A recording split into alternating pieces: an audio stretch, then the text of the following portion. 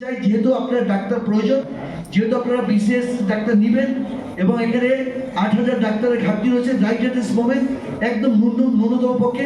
অর্থাৎ এই ২,০০০ ডাক্তারকে আপনারা নিয়ে নেন, আবার বিশেষ দেন, প্রতি বছর বিশেষ হোক, প্রতি বছর ২,০০০ করে ডাক্তার নেন, আমাদের তো প্রয়োজন।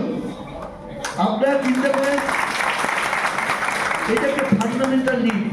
এই যে আমরা ব্যর্থ, আমরা যারা সিনিয়র চিকিৎসক আমরা ব্যর্থ, যে আমরা সাধারণ মানুষকে বোঝাতে পারি নাই যে স্বাস্থ্য কতটা ইম্পর্টেন্ট। যার রোগ হয় শারীরিক কি মানসিক, যার পরিবারে একজন বুদ্ধি প্রতিবন্ধী আছে সে জানে যে মানসিক রোগ কি, যার পরিবারে একটা অটিস্টিক বেবি আছে ওই মা বাবা জানে যে আমাদের সকল পিএইচডি ডিগ্রি নিয়ে নাও, আমার বাচ্চাকে সুস্থ বাচ্চাকে আমার উপহার, সে জানে।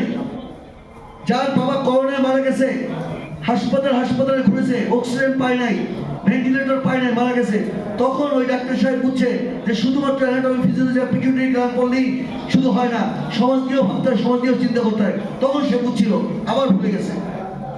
বিদেশে ডাক্তার যে যায়, রুগী যায়, আমরা করোনাকালীন সময় চিকিৎসা দেই না। সাংবাদিক বন্ধুরা আপনাদেরকে বলছি, আমরা তো করোনাকালীন সময়ে সিএমএইচ এর ৭ দিন ওষুধ হয়েছে আমাদের কলিগরা, ৭ দিন। যদিও এটা বেসরকারি পর্যায়ে, মানে বেসামরিক পর্যায়ে যে হাসপাতালগুলো, সেখানে হয়তো প্রথম দিকে একটু ইয়ে ছিল, দ্বিধাদ্বন্দ্ব ছিল, কিন্তু পরবর্তীতে সবাই কিন্তু এই পিপিই মাস্ক পরে তারপর গেছে। আমি 30,000 পিপিই ডিস্ট্রিবিউট করেছি, এর অনেকে আছে আমার সেই পিপিই পেয়েছে। কাজে আমরা তো আছি মানুষের সাথে। যদি জিনিসটা বুঝেন, যদি রুগীই না থাকে, আজকে থেকে যদি পৃথিবীতে কোনো রোগ না থাকে, আমাদের মূল্য আছে জিরো, মাইনাস। আমাদের তো কলা বিক্রি করতে হবে, চীনাবাদাম বিক্রি করতে হবে, তারপর আমরা খুশি হবো যদি পৃথিবীতে কোনো রোগ না থাকে। আমরা চীনাবাদাম বিক্রি করলেও সবচেয়ে ভালো বিক্রি করতে পারবো, সিএনজি চালাইলেও টাকা ভালো কামাই করতে পারবো, আমরা জানি খুশি হবো। আমি একদিন বলেছিলাম যখন ভাষা বৃত্তির সময় ছেলেমেয়েদেরকে, তোমার ডাক্তারি ছেড়ে দাও, আসলেই দেখবেন যে অনেকেই ডাক্তারি করবে না।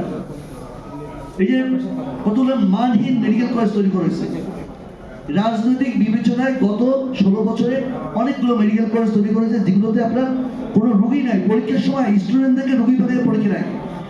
আমি সেই পরীক্ষা দিয়েছি, মেডিকেল কলেজের স্টুডেন্টদেরকে অ্যাজমা রুগী বানিয়ে তারপর পরীক্ষা দিচ্ছে লং কেস। এই মেডিকেল কলেজগুলো ইমিডিয়েটলি বন্ধ হওয়া উচিত, মানহীন মেডিকেল কলেজগুলো বন্ধ হওয়া উচিত। আমাদের যা প্রয়োজন ডাক্তার, আপনি তো আমেরিকার সাথে কম্পেয়ার করলে হবে না, আমেরিকায় 100 জনে 2 জন ডাক্তার। আমাদেরকে আমাদের মতো করে হিসাব করতে হবে।